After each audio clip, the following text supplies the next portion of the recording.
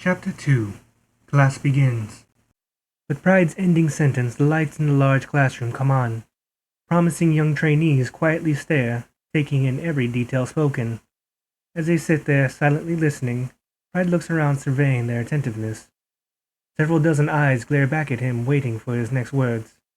It would appear you all enjoyed this little bit of our history. The 3-meter-tall Titan stands forth, eclipsing every other body and mind in attendance. His suit is of deadly black, trimmed with brightly glowing hues of blue. His calm yet powerful aura captivates the room, even if it is undetectable to the naked eye. Augmented eyes capture every image, translating thousands of strings of data across his interpreted vision. Every word spoken speaks with absolute authority, not in volume or by demand, but with justly acquired reverence. So, who here can tell me when the suit was first used? He smirks with a raised eyebrow. More than half the class members raise their hands, eager to answer. Pointing, Pride chooses only one student at the back of the classroom. The children lower their hands as the chosen one stands, reporting to his master. Initiate Bemka, 705 Training Regiment. He pauses for a moment, thinking to himself. If I may. Pride nods in approval, giving permission for the answer to be given.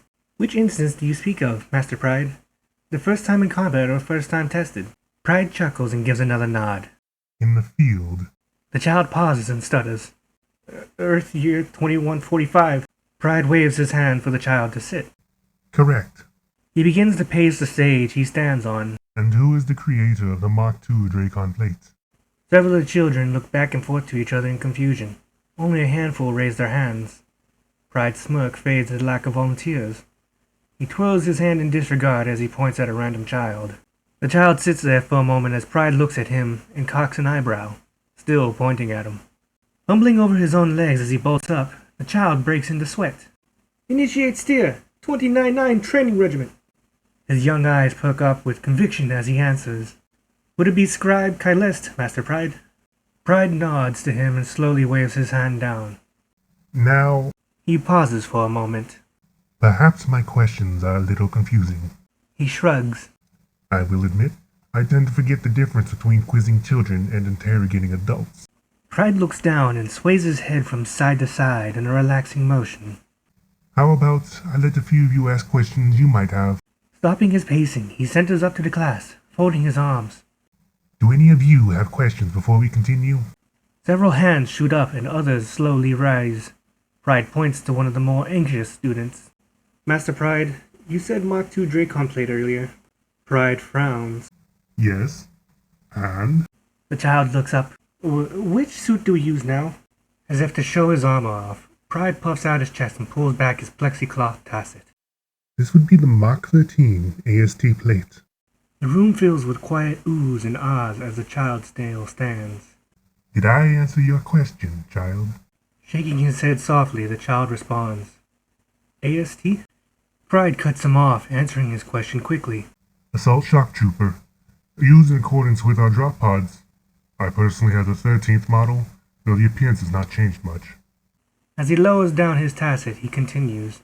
Our standard troops use the 12th model, and each master has his own unique suit, especially Master Wrath. Pride lifts his arm in front of him, curving as if to show off a wristwatch. Mine is obviously specified to my shape, and is bolstered with increased protective capabilities. His is counteroffensive based and integrated. A flash of light pulsates within his wrist, and blue tendrils of light slither out. 4 magnets shoot out instantaneously into 4 corners, violently vibrating in the air with a dire wobble. A soft yet forceful salvo resonates throughout the building, even without an explosive. The tendrils jolt out, connecting to each magnet while projecting forth a wall of energy. Pride stands calmly as a tower shield of aqua light stands before him, letting loose a buzzing cry of plasma-like electricity. The entire class stands stunned, awestruck with this never-before-seen modification. Several students quickly make sketches but are unable to fully grasp it in time. Just as rapidly as its arrival, the tendrils vanish from existence. All 4 magnets clink back to his armor, melding into its frame. The children quickly catch their bearings with the noticeable metallic chime. With their minds back to reality, another child reports to Pride and asks her question. Master Pride, what you said at the end of this section, about how this Azuriel guy was the first. Pride looks at her with content, curious as to what she wants to ask. The child continues. You said he was given the code name Pride. However, your name is Pride. Was Azuriel your ancestor? He faces away from the class and lets out a little chuckle. No, my child. I am Azuriel Cathal. As he flips a couple pages in an ancient history book, the students begin to murmur rather loudly. The young girl pauses at his answer, holding her hand to her chest. But that's impossible. Life expectancy of Terranians is only 500 years. Turning back around, he sighs. That is true, but it is not impossible to live longer. Another child stands in a rush and speaks out. Master Pride, if that was true, then... He does a little math in his head. That would make you over 7,000 years old. The sound in the classroom turns from a light murmur into a boisterous uproar when the students hear this. Pride walks to a desk and plops into the metallic chair. It creaks under his weight. He folds his hands behind his head and kicks his feet up onto the desk. Yes, I know. Don't remind me. He rolls his eyes with a hint of sarcasm. The room quiets for a moment as another child pitches in. Master Pride, if we may, how is that possible? His eyes close as he sits laid back. Cerebral body transplant.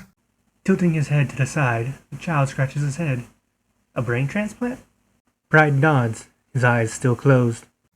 The brain can live longer with enough genetic engineering, augmentations, and chemical balances.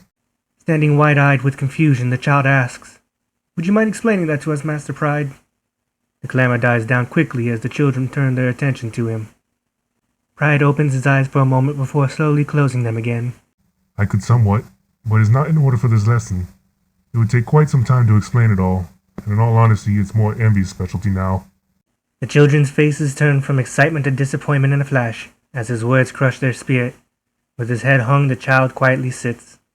You have combat training tomorrow. It would be more beneficial to learn about how effective our original suits were.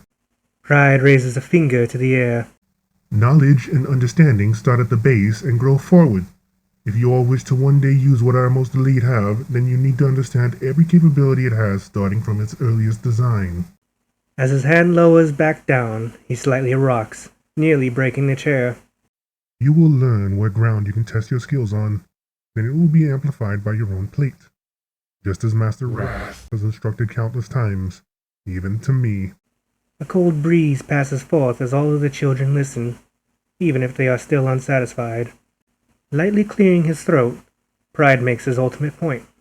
You start with training gear, and as you grow, you will fit into our more inclusive armor types. Once you understand how our inventory works with your body and chosen augments, you might be able to handle energy use as well. Yet the children still remain saddened by his refusal. To get a jump start on their tutoring and skip part of the history was uncommon, though they have truly covered a decent amount thus far. Pride opens an eye and sighs, standing up after rocking out of his chair. I suppose I could integrate it into the lesson. A quiet yay is heard amongst the children in the classroom as they lean in. His grumpy demeanor hides behind his actual desires. Well, after the rulers of Terra had their chosen candidate for the Spectre program, they decided I was still unqualified for the Mach 2. Clearing his throat, he walks to the center of the stage and nods for the lights to be dimmed. Of course, the Mach 2 was a heavy piece of crap, weighed near a ton with the heavy variant. The suit could support its own weight, sure, but if the power died for any reason, we still needed to be able to move in it. He scratches the back of his neck and softly stretches, the memories still fresh in his head. They needed to form the body to the suit, rather than the suit to me. It was perfected, I was not. Looking around the class into the anxious eyes of the children, he shrugs in discomfort. However, they thought of an easier way to do that without training me into a massive amount of muscle. Upon completing the competition, Azuriel, as I was more often called back then, was immediately escorted to a test facility. Before my knowledge of the place, I had heard of transplanting organs, and even body tissue, but the capability experts there was far beyond that. Pride holds his hands behind his back as he slowly moseys around. I was taken to a rather large, soundproof room, for good reason. He stops for a moment and holds out his arms. They had a large machine attached to the roof, and primitive version of our mech surgeon. He places his palm out flat in front of him, A table sat in the middle with straps all around. pausing for a moment. He blinks a few times, remembering the gory details.